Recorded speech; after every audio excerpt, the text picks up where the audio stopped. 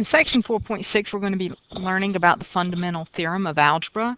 We're going to be using that theorem, and we're going to be finding the complex conjugate zeros. We're going to be finding the number of zeros in a polynomial, and we're going to be able to completely factorize these polynomial expressions. So the fundamental theorem of algebra tells us that every non-constant polynomial has a zero in the complex number system. So what I mean by non-constant is this here would be a constant polynomial, okay? So we're not talking about that. What we're talking about is something maybe like this, okay? And you might notice that that cannot be factored. Even though it can't be factored, there are still zeros within the complex number system for that. Now, when you're factoring over the complex numbers, we have a little scenario here, then f of x is your polynomial, and let's say it has degree of n, where n is greater than 0, and it's going to have a leading coefficient of a, just like the standard form we've talked about.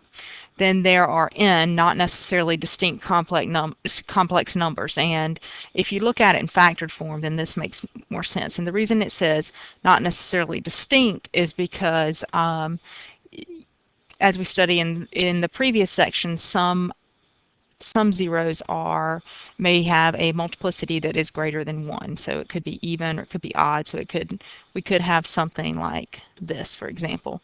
And that would produce two zeros that are not unique. Okay? And this will make more sense when we look at some examples. So for the number of zeros, if n is greater than 0, then it's going to have at most n different zeros in the complex number system. So that's sort of working with the degree and the things that we've talked about in the previous sections.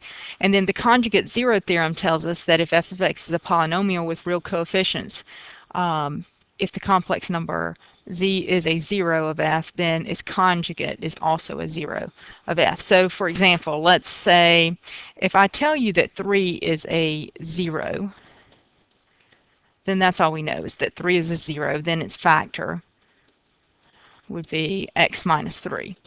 But the conjugate zero theorem tells us that if we know that 3i is a solution, since that is a complex number, then if we know 3i, then we automatically know that negative 3i is also a 0. So it would produce then the factors of 3 minus I and 3 plus I.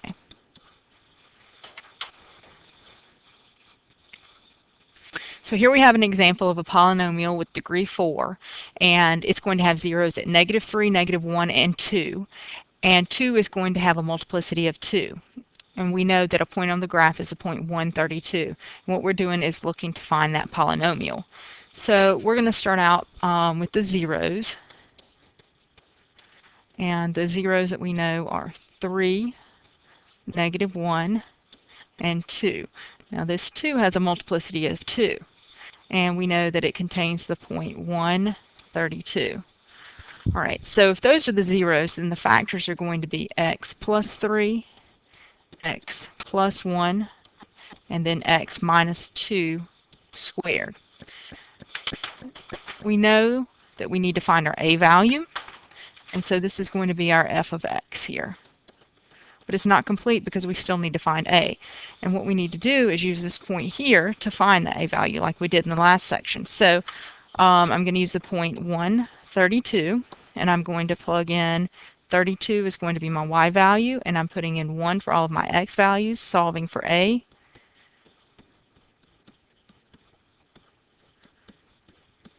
And when I do that, I end up with 4 times 2 times negative 1 squared. And so 32 is going to be equal to 8a, and that means that a is equal to 4.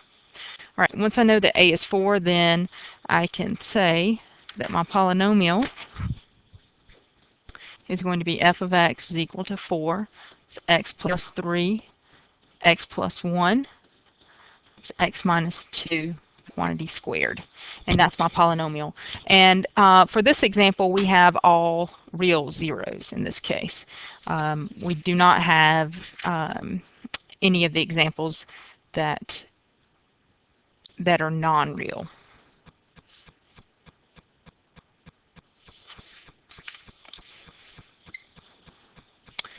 Okay, now here's another example where you're asked to find the zeros of f of x when f of x is equal to x squared minus 4x plus 5. So initially when you look at this, you might think that we need to factor this polynomial. But then you look to factor it and you notice that it won't factor. So then how do we find the zeros? If you graph this, then you notice that it doesn't hit the, it does not touch the x-axis. So since it doesn't touch the x-axis, then we probably need to use the quadratic formula. So when I'm using the quadratic formula, I've got negative b plus or minus square root b squared, which is going to be 16, minus 4 times a times c over 2 times a. And when I simplify, I get 4 plus or minus the square root of negative 4 over 2. And now we start to realize why this did not touch the x-axis. It's because we have a negative inside the radical, and so we have the imaginary numbers here. So we have 4 plus or minus 2i over 2, which is going to simplify to 2 plus or minus I. And there we found the zeros. Now, so we've taken care of what it's asked us to do here. We found the zeros. If I wanted to write this polynomial, though, in completely factored form, then I would say x minus 2 plus I, x minus 2 minus I. That's a completely factored form over the complex numbers for that polynomial.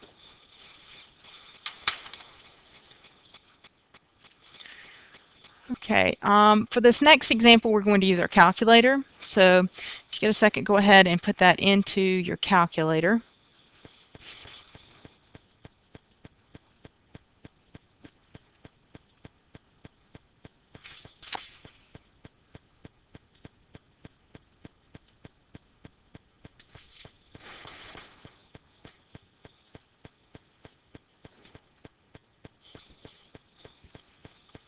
And I'm pulling up my calculator here. And what we're doing in this next example is we're finding the zeros again, where we're going to completely factor it by finding the zeros.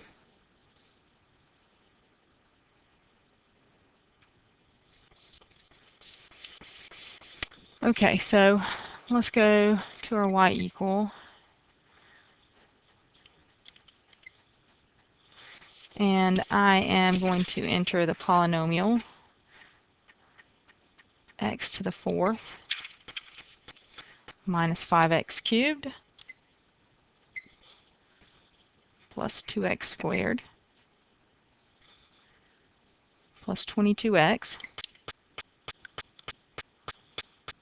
minus 20. Okay.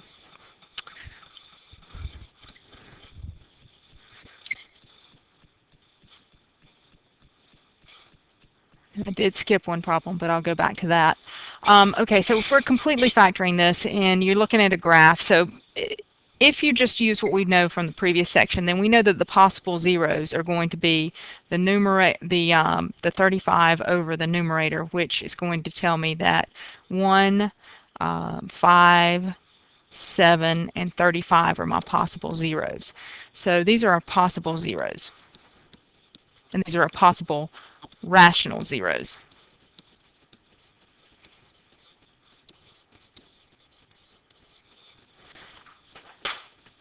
Okay, so for those possible rational zeros now, if we look at the graph,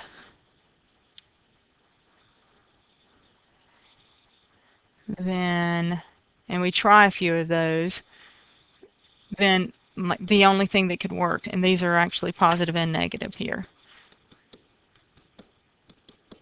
If you try a few of those, you realize that none of those work. So this doesn't help us in this case, but it does touch the x-axis at 2 different spots. So what you have is a graph, and you notice that it does touch the x-axis in 2 spots here. So we know that there are real zeros, they're just not rational zeros. So we need to find a way to find those. So since we know that 2i is a 0, then we also know that 2 plus I is a 0. So these two are both going to be zeros. So when you look at those as factors, that's going to produce x minus 2 plus I and x minus 2 minus I. So these are the factors. So in other words, this polynomial f of x here is going to have these two factors. Now if you multiply those two together, it's going to give you a quadratic term. So what we have is, right now, we know that f of x, this polynomial above, is equal to some polynomial that I'm going to call g of x times these two factors that we know right now. Now this g of x is going to produce the real solutions that we see in our graph, the real solutions that are not rational zeros. We couldn't find those when we looked at our possible rational zeros. So right now what we're going to do is we're going to use what we know to find the others. So the first thing I'm going to do is go through and simplify and multiply this.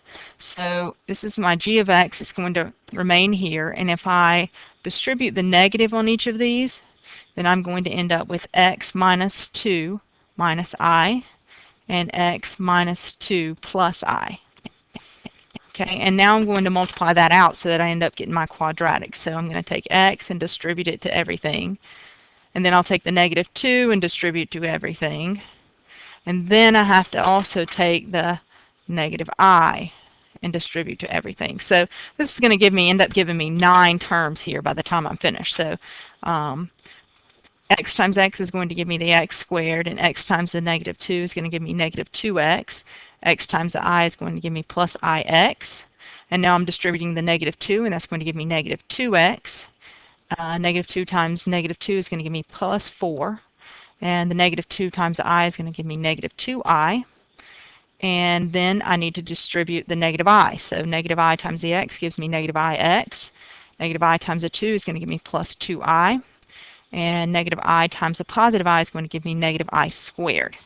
Now when I go through, I'm going to look for terms that are going to cancel each other out. For instance, I have this and this. The ix's are going to cancel out. If I look at the negative 2i and positive 2i are going to cancel each other out, leaving me with, and up here I should have had, g of x is still here. It's going to give me that g of x times, and I end up with x squared minus 2x minus 2x. So that's going to give me, if I combine that, it's going to give me minus 4x. And then the plus 4x, and then the minus I squared. Okay, I'm going to continue simplifying this, and I end up with x squared minus 4x. That should not have an x on it. And then the positive 4 and then plus I squared is going to give me negative 1, so it's going to end up being plus 5. So basically what I'm saying is that this piece here simplifies to this as a quadratic. And now that we know that this original f of x that we had is going to be divisible by this. And since we know that it's divisible by that, if we divide it by this x squared minus 4x plus 5, then we should find this g of x here, which we're looking for because we wanted that g of x so that we could end up finding out what those real zeros are. So what I'm going to do now is I'm going to use long division to find out what that g of x term is. So I'm going to use my x squared minus 4x plus 5, and I'm going to divide that using long division into my original polynomial, which was x to the 4th minus 4x cubed minus 2x squared plus 28x minus 35. Okay, now using long division, I'm going to use x squared here to make that x to the 4th, and that gives me x to the 4th minus 4x cubed plus 5x squared. Now if I subtract that, that's going to be minus, that's going to be plus, and that's going to be minus, giving me cancel, cancel, and then minus 7x squared plus 28x minus 35. Now I need to multiply by negative 7, and when I do, I get negative 7x squared plus 28x and minus 35. And so you notice that all of that's going to cancel out. You get 0, as we should. And so now we know that this polynomial can be written as f of x is equal to x squared minus 7, and that comes from here, times the x squared minus 4x plus 5. Okay, and since we want to completely factor this now, this x squared minus 7 is going to factor as x minus root 7 and x plus root 7. And we already know that the x squared minus 4x plus 5 from what we did previously factors as x minus 2 minus I and x minus 2 plus I. Okay, so now this is completely factored, and if you wanted to check your work, you could go back to your graph. So this would produce zeros of root 7 and negative root 7. If you wanted to check your work, you can go back to your graph and do second, calc, enter on value, enter the square root of 7. And that didn't work for me, so second calc, enter on value, second square root 7. Okay, so I must have something entered in here wrong incorrectly. Let's see if I have the wrong equation graphed.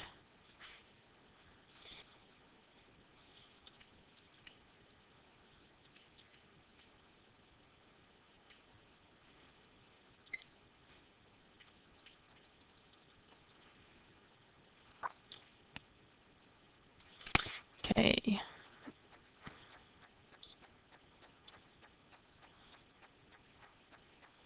Okay, here's my issue. This should be a 4x cubed.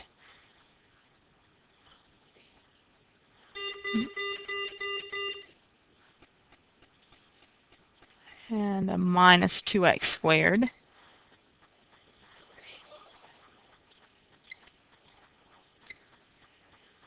And I just have the wrong equation. Minus 2x squared plus 28x and minus 35. I must have had just a different problem in here. Okay, so now I have the right polynomial in. I'm going to use second calc, enter on value, put in the square root of 7.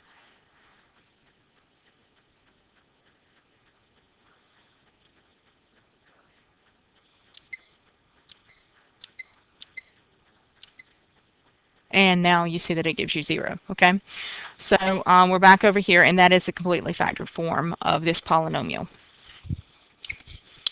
All right, let's go back to the previous slide that I left out. Okay, so this time we're asked to find a polynomial with real coefficients whose zeros include negative 3 and 2 minus I.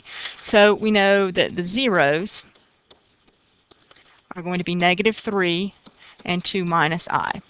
Now, from what we learned earlier in this section with the conjugate zero theorem, it says that if 2 minus I is going to be a 0, then 2 plus I is going to be a 0.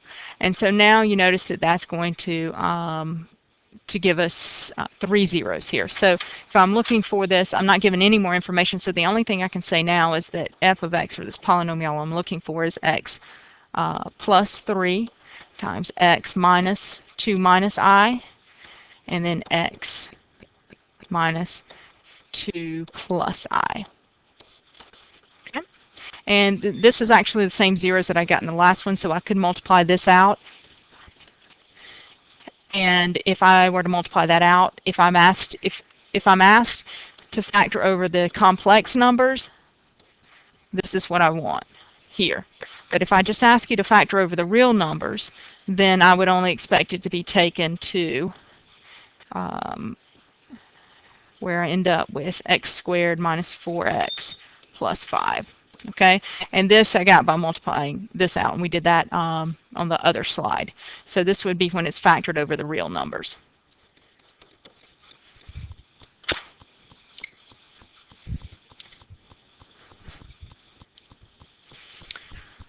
Okay, now here's the last example, and in this example I'm asking you to completely factor this polynomial over the set of real numbers and then over the set of complex numbers. So I'm asking you to do both in this case. So if you go and first of all you want to graph this. So let's clear this out and get the right polynomial in. We've got x to the 4th minus 5x cubed plus 2x squared plus 22x minus 20. Okay, and now if I look at a graph there, and even without coming up with your possible rational zeros, you realize pretty quickly that it looks like -2 is a solution.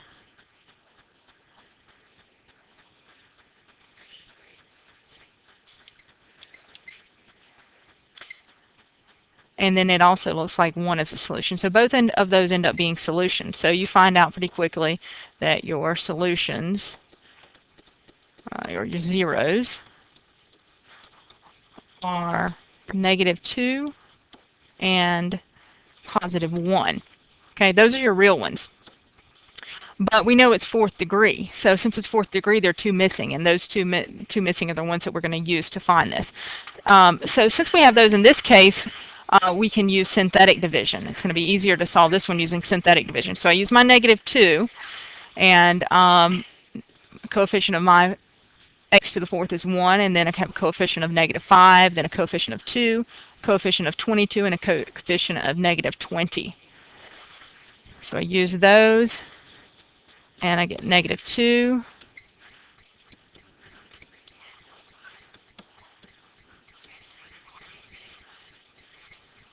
And I get 0. So that one works out. So once I'm down to this point, then I realize that my f of x can be rewritten as x plus 2 times x cubed minus 7x squared plus 16x minus 10. But now I'm going to take that and factor it further. And this time I'm going to pull out the factor x. I'm going to factor out the x minus 1. And so factoring out the x minus 1, then I'm going to use a 1 here. And I use the coefficients from here. So that's going to be 1, -7, 16, and -10. And I drop my 1. Okay, and so now that I'm here, my f of x can now be rewritten as I had already taken out the x plus 2, and now I just took out the x minus 1, and now I'm left with x squared minus 6x plus 10. Okay, this is factored now over the real numbers, so that's part of it's taken care of. Now the next piece is going to factor it over the complex numbers. And in order to do that, I need to find the zeros of this by using the quadratic formula. So that's going to be -b plus or minus the square root b squared minus 4 times a times c over my 2a. Okay, and when I simplify this, I'm going to get 6 plus or minus the square root -4 over 2. And then when I simplify that, I get 6 plus or minus 2i over 2, which leaves me with 3 plus or minus I. Okay, so now I have those zeros to consider. So now I can take my f of x and rewrite it as the x plus 2 times the x minus 1 times x minus 3 plus I and x minus 3 minus I. And now this is factored over the complex numbers. And that is all I have for section 4.6.